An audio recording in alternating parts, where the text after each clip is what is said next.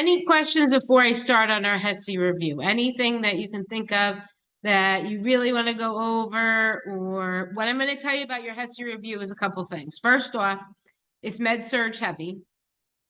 Okay, so there's going to be a lot of med-surg on there. We are going to apply our concepts from community on there, so that's good. So if you know your concepts. We gave you a HESI guide. Of course, it's so extensive, you can't study every single thing on there, right? But what you want to do is sort of look over those concepts. I'll go over some concepts with us tonight as I did a PowerPoint so that we can all have something to look at instead of just chit chat, right?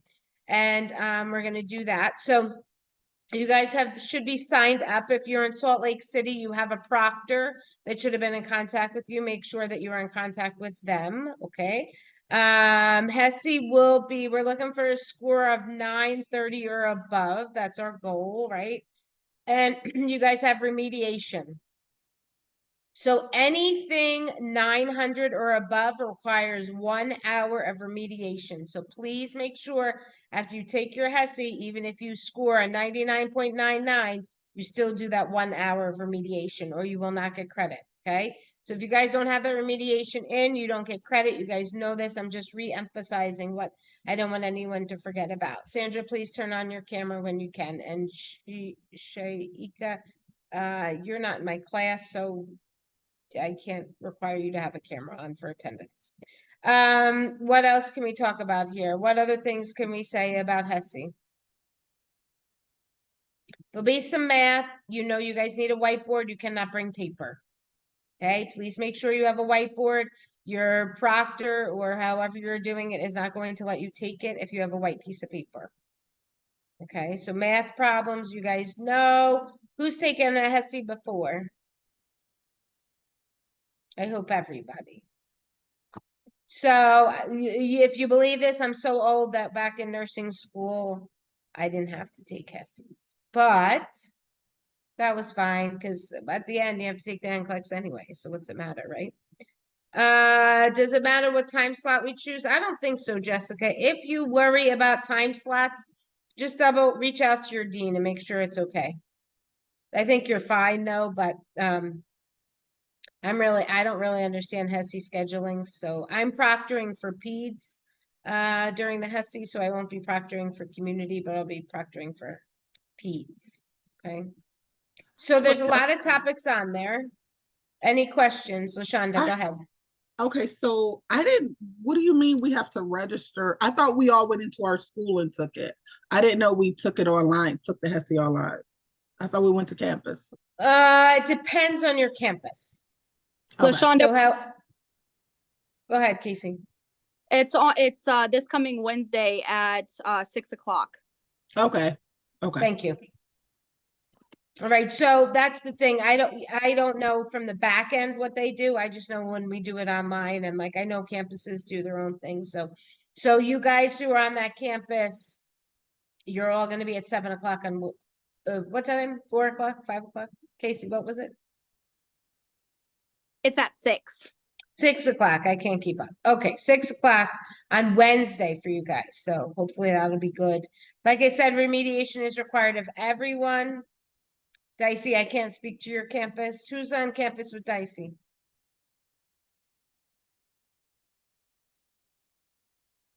Anybody? I know Dicey's on campus. Dicey, what campus are you?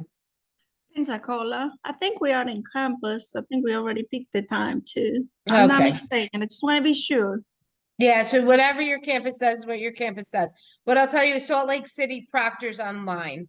Autumn, thank you. Pensacola takes it on campus. Okay, Dicey. I want to start by saying this has been a great quarter. You guys have done really well. I have not graded your vulnerable populations just because I have no good excuse, to be honest with you. So I will grade that. I will grade them, and based on the rubric, you guys will get your scores on that. But I feel confident going into the HESI for this class. Most of you guys have done well. You're going in with a strong, if you're going in with a strong grade, this is just like another test. So try very hard. What are some good test-taking techniques? One is try not to stress. I mean, that's kind of silly. We all know that. But That's the best we can do is go in there and be confident when you go in there. Another key point that we do with test taking, do not change your answers. If you change your answers, you got 99% chance your choice is wrong. Keep your choices as they are. If you have an instinct and think, this sounds good, take it. I want you guys to read the questions, pull out the keywords. Don't say, well, what if, and in my job, they do this. None of that, okay? Because that doesn't do us any good. I know life is not the same as a HESI test. We know that. We've all practiced. So just move on and remember that, okay? Those are just some easy pointers. What else can I tell you? Use your NCLEX book as a review. The turquoise book that you have, you're going to do community. There's a community section in there. Please use that as your study. One of your study tools. You're going to listen to reviews, but like I said, the HESI is pretty comprehensive, so we can't go over as specifically as we do with our unit exams, right? It's a little hard because there's so much content. All right, we're going to look at a PowerPoint tonight. I'm going to go through it. You guys are going to answer questions when I throw them out to you. It's going to make you think what kind of questions you may see. This is not a guarantee everything we cover tonight is going to be on the HESI. It's also not a guarantee that everything on the HESI is on the PowerPoint. So just to be clear, okay? It's just something I put together to try to help us so that you don't have to look at me and you can look at something else, okay? So let's take a look at that. There is a Kahoot for HESI, and I will send that to you guys as an announcement if you'd like, okay? Now, where? Oh, no, no, no. Hold on, now I can't find it. That's not good. I know I have it, just give me a second. Hello. My computer's misbehaving.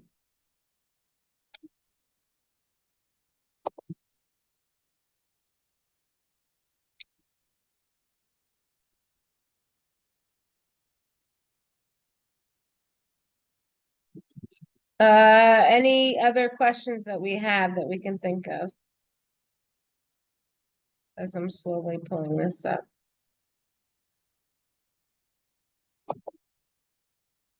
Sorry, my computer's acting really slow right now. All right, just some topics while my computer starts to behave, which who knows if it will, but just some random topics that we may want to think about on our HESI. We're going to think about blood pressure screenings and healthy people. What's our parameter for healthy blood pressure? 120 over 80. 140 over 80 now? I thought it was 110 over 70. Are you guys being taught 140 over 80? That's kind of high. 120 over. I was thought taught 120 over 80. Yeah, used to 120 over 80 is the going rate usually. I thought she said that in our med-surg teacher stated that it was 120 over 80, but now it's changed. All right, so as long as we know it's about 120 or sorry, I'm just pulling up our HESI.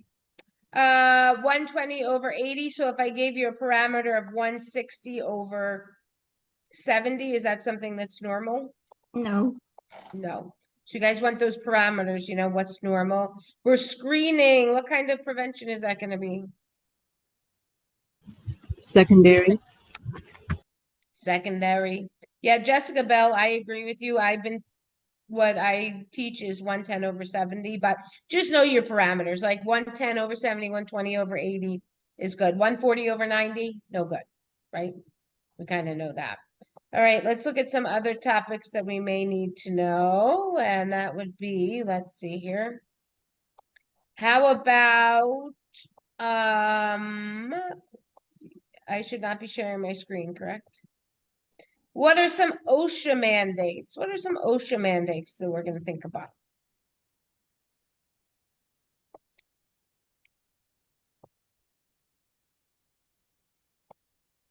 What's OSHA? Anybody want to tell us? Safety. Good. What kind of safety? And the workplace. Employees safety. Yeah, occupational safety, right? So we're going to be thinking about the workplaces. What kind of things are we going to be doing as community nurses in the workplace? Educating on use of, I don't know, like the machinery. Good. If we're in machines, yep, that's good. And what kind of safety? We're not going to make sure they put their fingers where they're not supposed to, right? And if they're working on a machine, what are we going to think about with their feet? Boots. Somebody said Like it. steel toes? Shoes, make sure those feet are protected, right? So if they're working in construction, we're going to make sure they have those heavy boots on. So when they step on a nail, it doesn't go through their boots, right? Something we're going to think about with OSHA. What other kinds of things are we going to think about? Helmets. Helmets? What do you need helmets for? If you're working in a construction site, something falls in your head, it'll crack your head open. Good. What if you're working in an office? What kind of things do we think about if somebody works in an office? Uh, like support for the hands when you type too much, that way you don't get carpal tunnel. That's stretching it a little bit. Okay. Think about in an office, we're going to make sure that the chair is ergonomically correct, right? If they're at a stand-up desk, that they have a break throughout the day. Nurses make sure that we have a break well, it depends on the state, but here 8 hours is a 30-minute break and then 2 15 minutes, right? We're going to make sure they have the time off and they're at the desk and they're not sitting too high, too low, anything like that. Good. Needles, don't recap. Good, Chelsea. So we teach and think about it in the hospital. If you work in a hospital, you will go to all kinds of continuing ed classes about the latest IV equipment, how to be safe, how to make sure things are sterilized, right? Alexi, good body mechanics. We're going to worry about that. Think about our rural community. What are we worried about with those people? Pesticides. Pesticides. So we're going to make sure we have the hand washing stations, right? We're going to teach our farmers about the exposure and that kind of stuff. All right. My PowerPoint is now cooperating, so we're going to share that screen in just a minute. And we'll take a look at that. As I go through, if you have any questions, stop me. Let's make this a slideshow so you guys can see it. All right, so here's our HESI review. So we have community health nursing, remember, right? So our goal, it's goal-oriented. We have it in the home, we have it in school, we have it in the workplace, right? Natural environments. And we know everything is changing and we're trying to keep everybody healthy. So we look at our philosophy of public health is health and longevity, right? We want everybody to live healthy and long as they can. Our objectives, we're going to prevent disease, prolong life, and promote health and efficiency. Okay, so how do we do that? We promote health by doing what? What do we do to promote health? Primary prevention. Excellent. Give me an example. Vaccines and education. Yep, we're educating, good, and what's not to do. Remember, we're educating those young kids about drugs, alcohol, and smoking, right? Before they do it. Improvement of our physical and social environment. We talked a ton about the air quality, the water quality, lead with children, those kind of things. And then our rehab, what level of prevention is rehab going to be?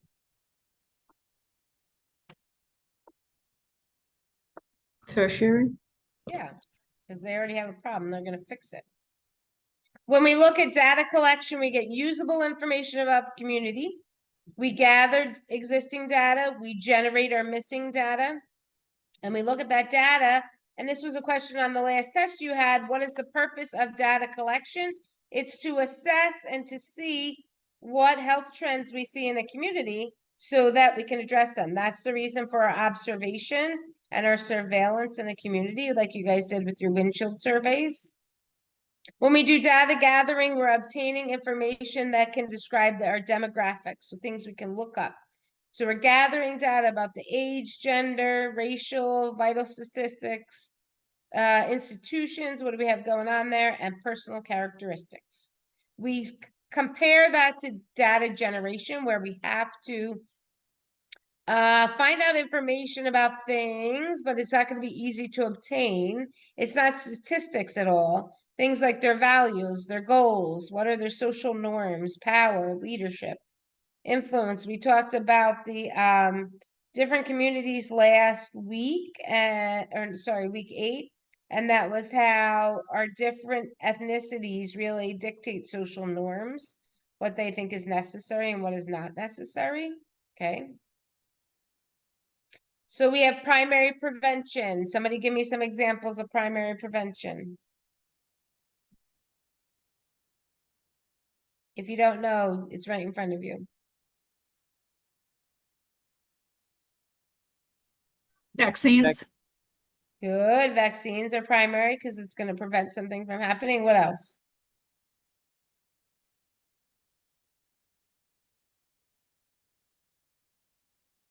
Educating about healthy diet and exercise. Very good. You're going to do a ton of educating. Sometimes you're going to educate about, like in our different cultures, some of the conditions are more prevalent, like high blood pressure, depending on ethnicity, may be higher. So we're going to definitely teach those healthy people about symptoms to look for and to make sure that we do our secondary and our screenings, right? Our blood pressure screenings, our labs, our colonoscopies, our mammograms, all that we're doing for screening, right? We're going to do see this in many different places, like our local health departments and our clinics, and we do a lot of this in doctors' offices. And then we look at our tertiary. This is where we manage our diseases, okay? Rehab, highly trained personnel, you have sophisticated equipment. You're going to see this more so in hospitals, medical centers, and things like that, okay? Somebody give me an example of tertiary that you saw on one of your tests, any of your tests.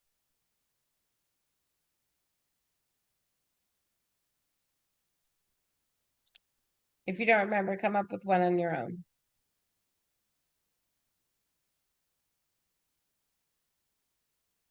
What did we see? Tertiary. A patient, someone's diagnosed with diabetes, and we schedule them an eye appointment. Would that be? Yeah. Yeah, that's gets a little blurry.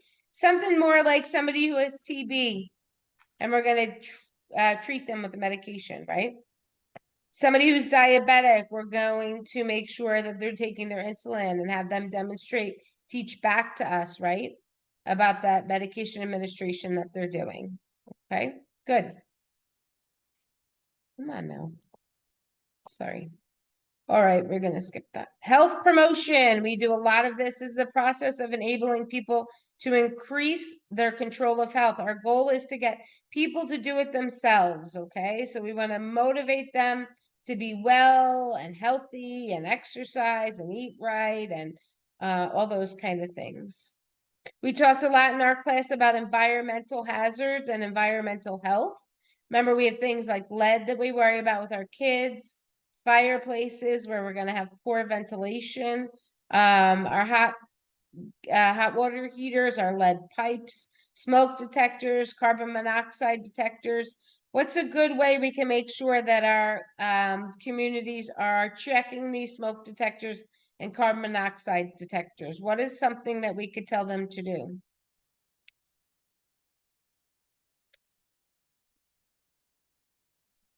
Check them and make sure that they're still working, or see if the battery needs to be changed. Good. Does anyone know how often? This isn't something set in stone. It's just, I'm curious if anyone knows. Do you do it every year on your birthday?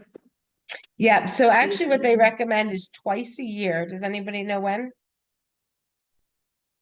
Isn't it like spring and fall? Good. It's when the clocks go back and when the clocks go forward.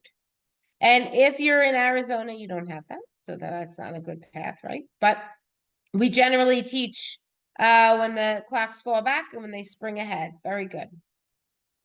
All right, we looked at our pathogens and we talked about what is our best prevention for a disease process when it enters our body, what's the best thing we can do? Starts with a V. Vaccines. Good. We're going to try to prevent the flu. We're going to try to prevent measles. We're going to try to prevent chickenpox. Has anybody seen in the news how measles is on the rise again? Why do we think that is? People aren't vaccinating their kids. Yep, they're not vaccinating. And in addition, we're having a large number of people coming from other countries where maybe this vaccine was not made as readily available as it is here. So we want to promote that to our immigrant populations, to our refugees, right, who are coming here, and maybe they didn't have the availability. We see that a lot. Our epidemiological triangle, everybody remember this wonderful thing? Our host, our agent, and how it is put in there. So we have host, agent, and environment, right? So we have different ways it can come. Airborne, by food, by vector, by direct contact. What are some examples of vector-borne infections? Malaria. Good, malaria. What else? Lyme disease. Excellent. Lyme. What else?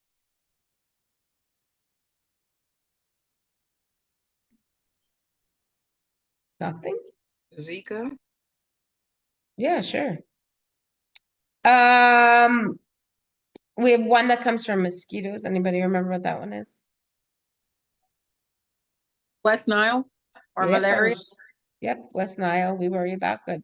We'll take a look at that when we do our infectious diseases in just a little bit.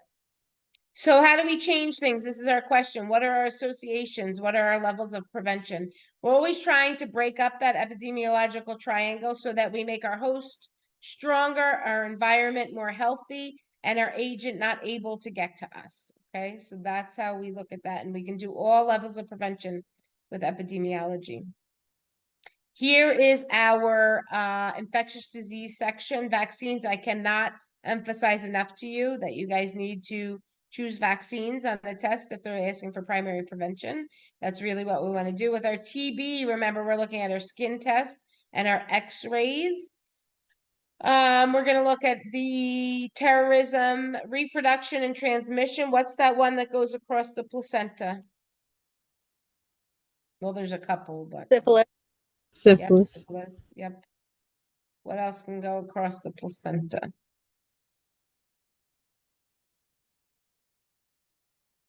Nobody? Chlamydia. I don't think chlamydia goes across. Can HIV go across?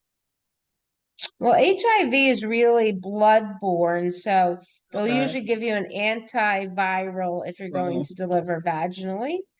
But let's take a look at, come on. Sorry, my PowerPoint today is like not working.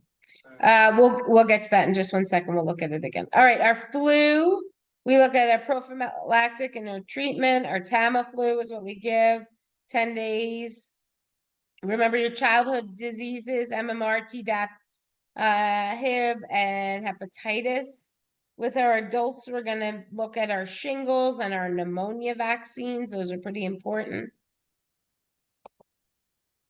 We know that we have a event reporting system where we survey when they are given. Ooh, I don't want to hear myself. Somebody mute whoever isn't. Okay. Now we look at our incubation times. Anthrax, you will see on your HESI possibly. It's been on there. 1 to 7 days for our incubation time. TB is 2 to 13 weeks. SARS is our 2 to 7. Flu is 1 to 4 for incubation times. SARS, we know, is a viral respiratory illness that came in China in 2002. And then we saw it re-come with our COVID-19. We know our symptoms: shortness of breath, can't smell, can't taste. They've just changed, CDC has changed the guidelines where you don't have to stay away for 5 days now, but In schools and in public places, we're still going to have that COVID 5-day window to keep them away from others. All right, we take a look at influenza A and B. Somebody want to go over A and B with me? You can just read off my PowerPoint if you want.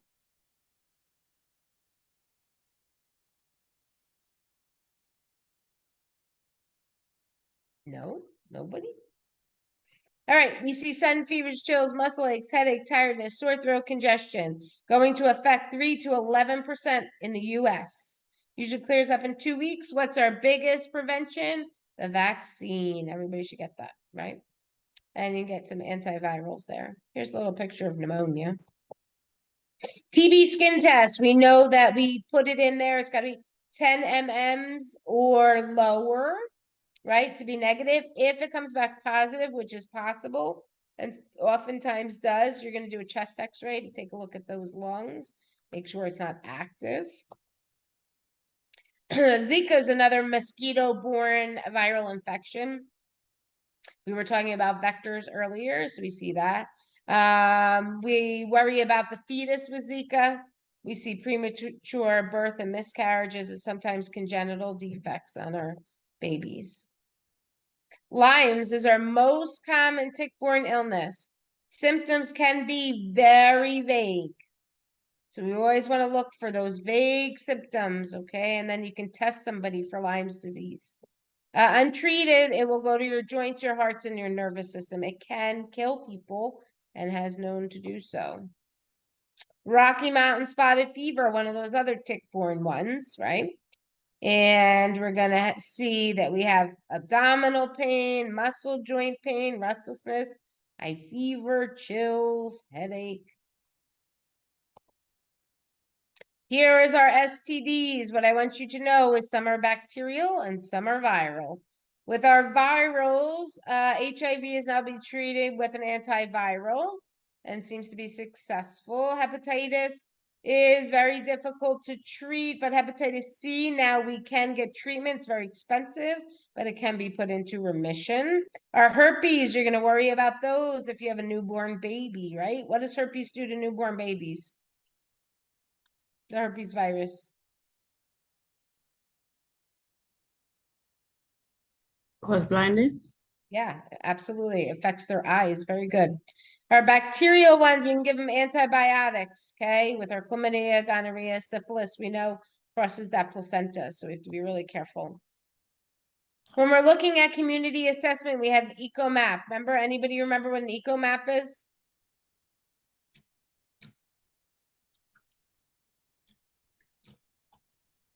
I'm really pulling it back. This was on test 1. Eco map. I'll give you guys a clue. There's a genogram and an eco map. Anybody remember?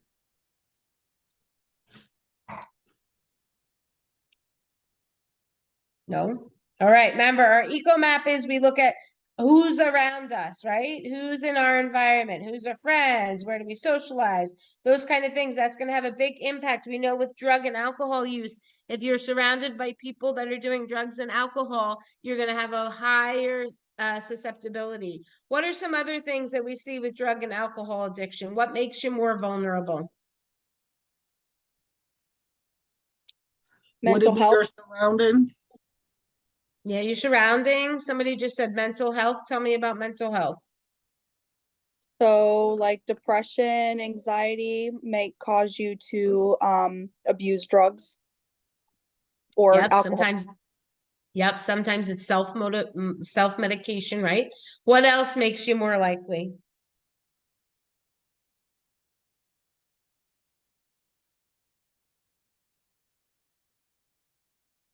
We want to remember the genetic component, right? Genes, sometimes if you have it in the family, it is sometimes genetic. We want to be careful with that. My chat's not popping up, so let me see if people are answering. Good, family history. Somebody clicked right on that. All right, so when we assess our patterns and our trends, that's when we're observing and we're surveilling. We look at healthy cities. We look at our risks, what's going on there. Goal setting for our individuals and our programs. Community financing we're going to be a part of, and voluntary agencies, right? We're going to give all these resources to our communities. We look at the whole healthy community. When we're looking at a community, we're looking at all the different parts: leadership, economics, spirituality, learning, inclusion, infrastructure, meaning the construction, how are things built, are they safe, those kind of things. Community health, we did school nursing. And so here are some pretty pictures. I don't like to talk about lice because it skeeves me out, but that's something we screen for sometimes, depending where you live. Eczema, psoriasis, those are two big ones you're going to see. Lead poisoning. And then the little child in the middle, remember our scoliosis screenings? What other kind of screenings are we going to get for our kids? Vision and hearing. Good. Vision, hearing. What else?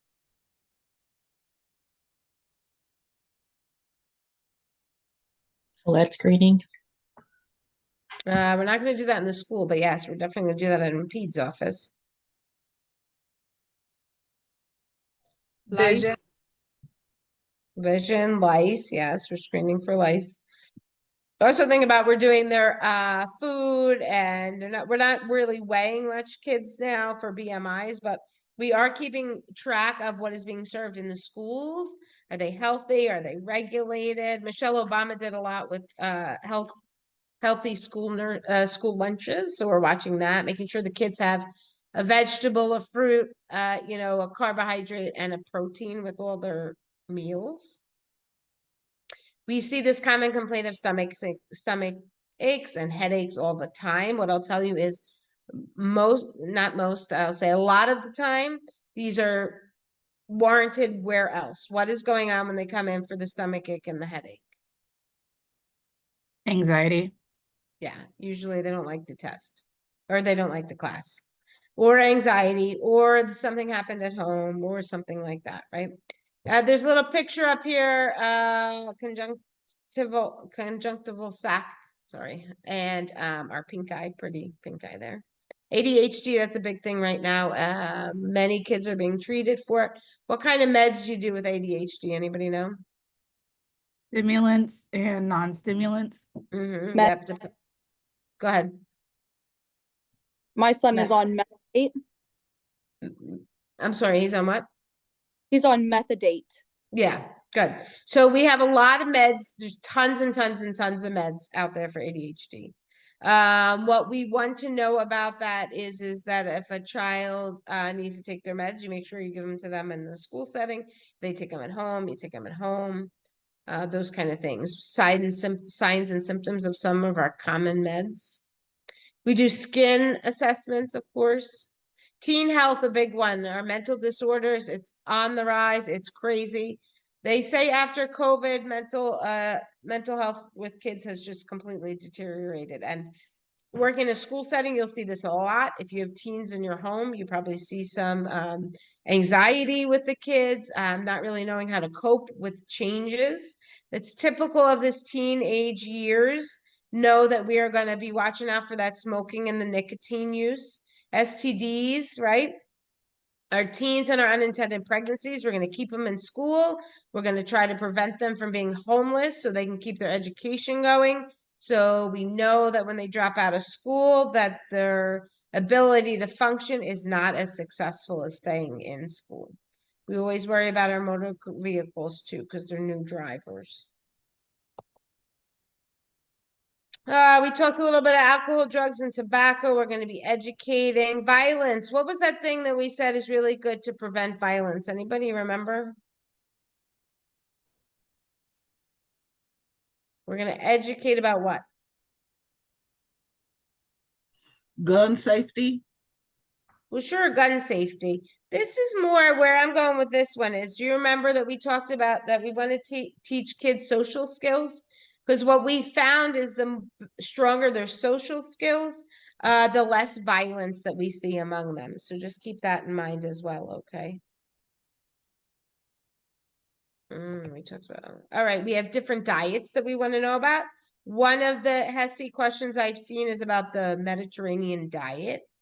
Know that this follows this food pyramid, right? It's healthy eating, not using artificial ingredients, making sure that we use our healthy fats like our olive oils, right? Stay away from those bad fats like cream cheeses.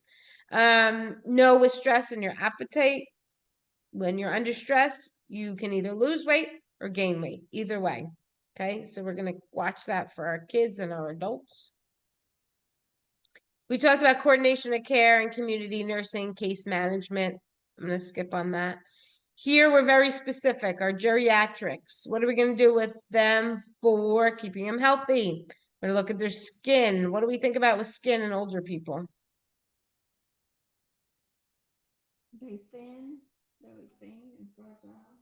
I didn't hear what you said. What? That's Oh, I the said- word. Then Yeah, skin integrity, right? And their integrity, their skin is much thinner. They can have cuts that don't heal. They may not be able to see as well. So we also worry about them for skin cancer screenings because they've been out in the sun for a long time. Diabetes we see pop up with our older populations, Parkinson's, seizures. With exercise, we're watching with hydration, respiratory, COPD, their lungs are getting older. We look at hypertension, who's at risk for that. We look at our diabetics, our skin, our hepatitis, our kidneys, our kidneys and our ketones. We look at our ketones with them, right? And then our elderly relocation and abuse, knowing that when they go to new places, they get confused. You have to give them pointers. Here's your new apartment.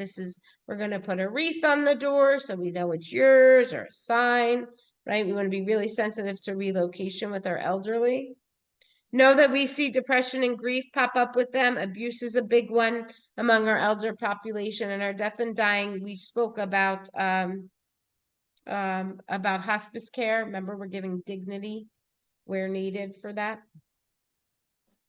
Our safety with our older people, our activities of daily living. They have a lot of pills. They may have mobility problems. They have clutter in their house, in their kitchen. We want to make sure we see all drugs every visit and review. Is there faith in hospice nursing? Right, we talked about that. Bioterrorism, radiation, pandemics, natural disasters. We spent a lot of time on that. What do we know about disasters, natural disasters?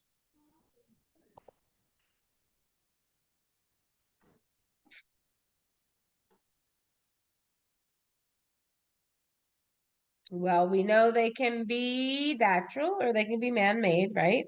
We know we have to be prepared. We have those disaster kits that we talked about, and you're going to make sure your people have those all ready to go. We know there are endemics and pandemics. Okay, so think about what the difference is there with that one. We'll skip that one. Our migrant workers, we've talked a little bit about them. Remember, they're going to be exposed to those pesticides in really close quarters, so we're going to worry about TB with them. And they're always bent over, so their musculoskeletal systems are kind of worn out. Okay, they're also in the sun all the time, so we want to promote hat wearing, suntan lotion, that kind of stuff. We know there's a decrease in leisure activities. We're taking care of livestock. Why would we worry about livestock?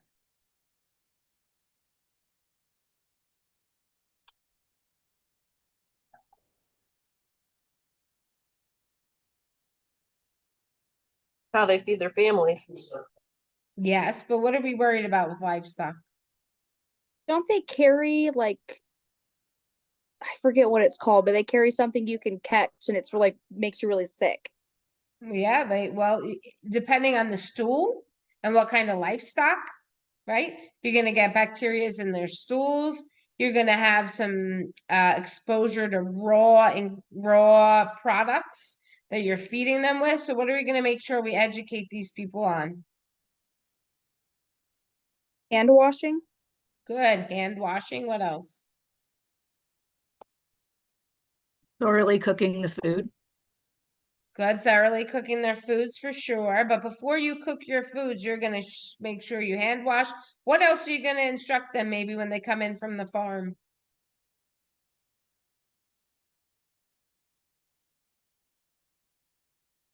maybe change their shirts, change their pants, because they may have some of that, livestock products on them, right? And we don't want those in the food. Good. Remember, everybody thinks they know everything, so they're going to be really quiet about what kinds of things. Abuse, mental health disorders. Good. Anything that they feel everybody's going to find out, and they're going to treat them differently. We know we have to get them travel stuff because it's hard for them to get back and forth to their appointments. So we're going to help them with transportation. All right, substance abuse, we know that harm reduction efforts, meaning we're going to try to reduce that. We do harm reduction screenings to see where they're at, if they're at a high level.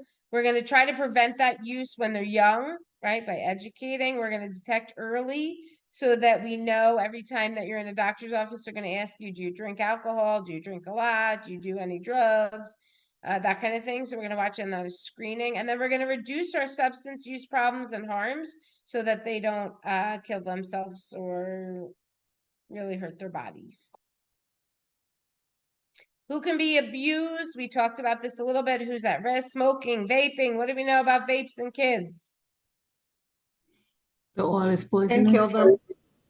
The oil can kill them. Yeah, it can kill them. The oil in there is poisonous sometimes. Alcohol and vitamins. What vitamin are you deficient in if you drink a lot of alcohol? Anybody know?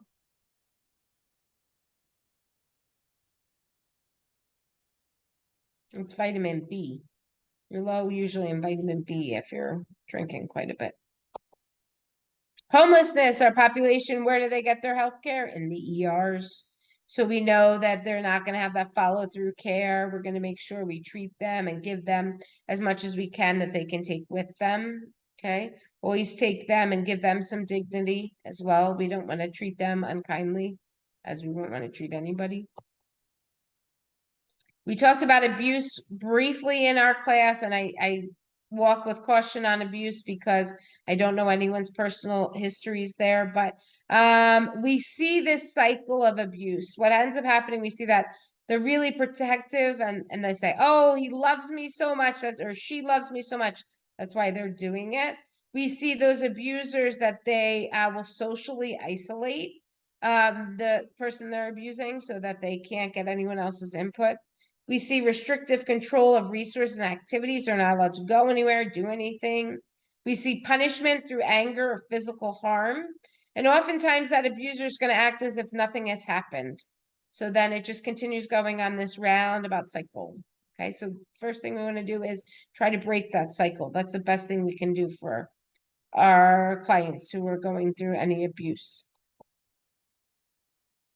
Watch for these signs on our older people: depression, confusion, withdrawal, unexplained bruises, burns or scars, dirty, dehydrated, bed sores, something that we should be watching with our older people. And then we're going to make sure we always go to protective services, whether that's child or adult, right? No, there are many types of abuses. We have our physical, we have our financial, we have abandonment, we have sexual, and we have emotional. Okay. Culture sensitivity teaching. What's some things we learned about some different cultures? Share with us. What are some cultures we talked about in here? How religion is really important to the Amish and how the men are in charge of the family. Excellent. What about our Native Americans? They live in the past and in the present. You have to make the appointments for them if it's like 3 weeks after. Yeah, they're in the present. They're not future oriented. Good. What about our Hispanic culture?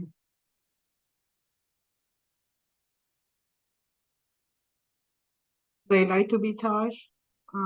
They like to have all the information. Is like the whole family works like everybody wants to know. Yeah, they like that chit chat. They like that conversation, right? All right. Here we looked at Native American women, and we know that there's a lot that's going on with the Native American community. So we're going to try to do the best we can. We see a lot of cancer disparities here.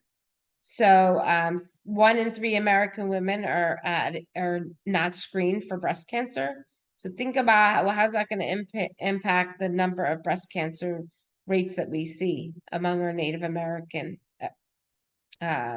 population, or our American Indian population. If you're not screening, by the time they get it, it's probably much longer. 20% are at greater increased risk of lung cancer. So this is where we see our cultural different things that happen there. Cultural disparities among different illnesses, okay? So we're going to be really important to screen for all our cultures, make sure that we are really watching out for those that are more vulnerable. I think that's my last slide. Yeah.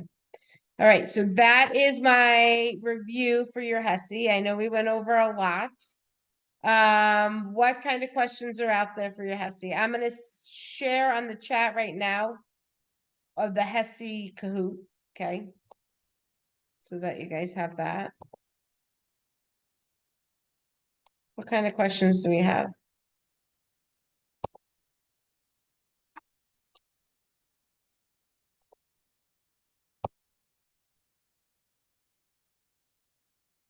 Am I able to post our HESI in the grade book? I don't know what you mean, but what I'll tell you is this, is that you guys can do your 4 averages. So if you want to figure out, I've had a couple students say, what do I need in order to pass the class on my HESI, right? So if you are asking that question, take your 3 exams and estimate what that 4th one will be. So, and then add the 4 together and divide by 4, and that'll give you your average. Does that make sense? So add exam 1, 2, 3, and what you hope to get on your HESI, and that will give you your KGA. Remember, everybody, it's got to be above 78. Okay? I don't have any flexibility with that, nor does Dr. Brown. So we want to make sure we're above a 78.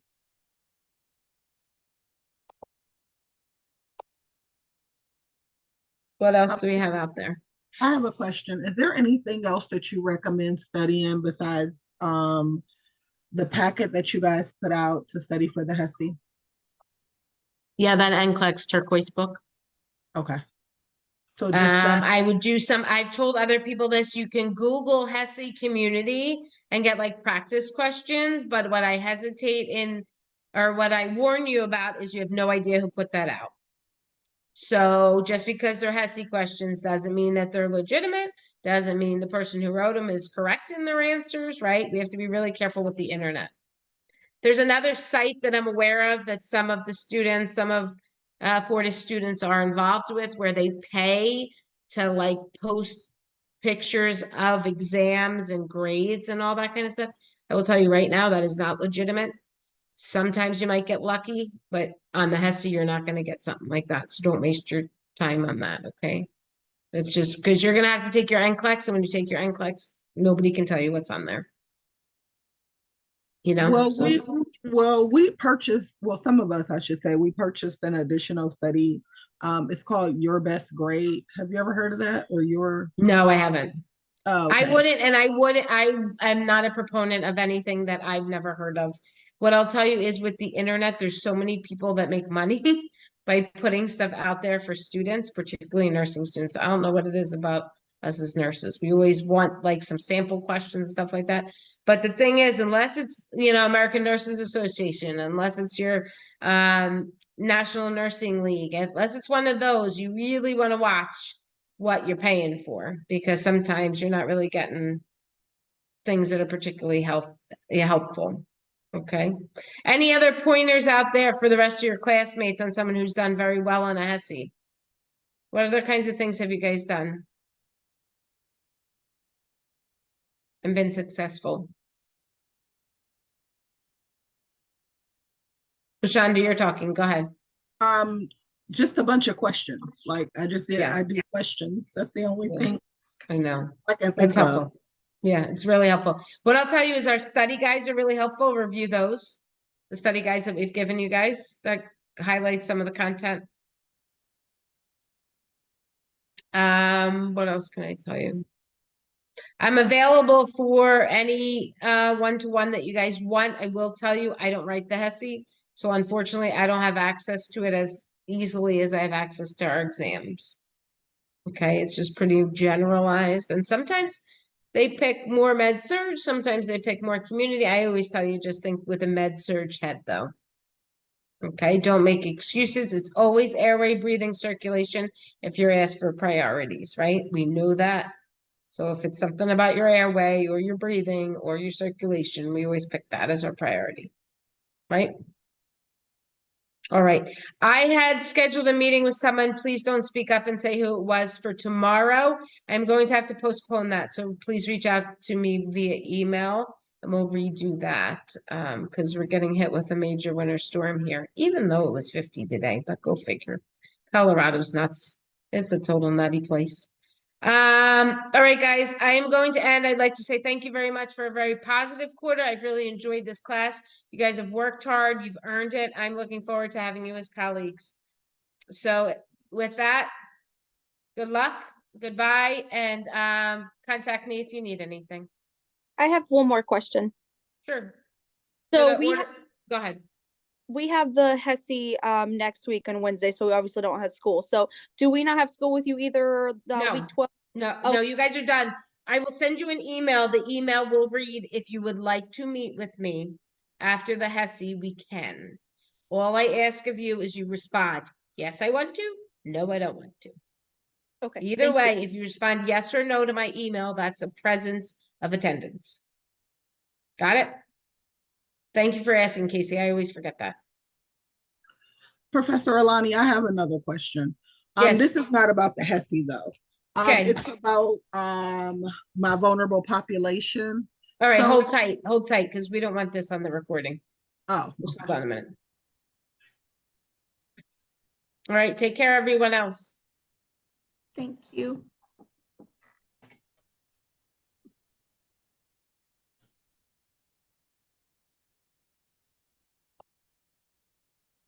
I'm just gonna stop recording because we don't want this on our HESI review.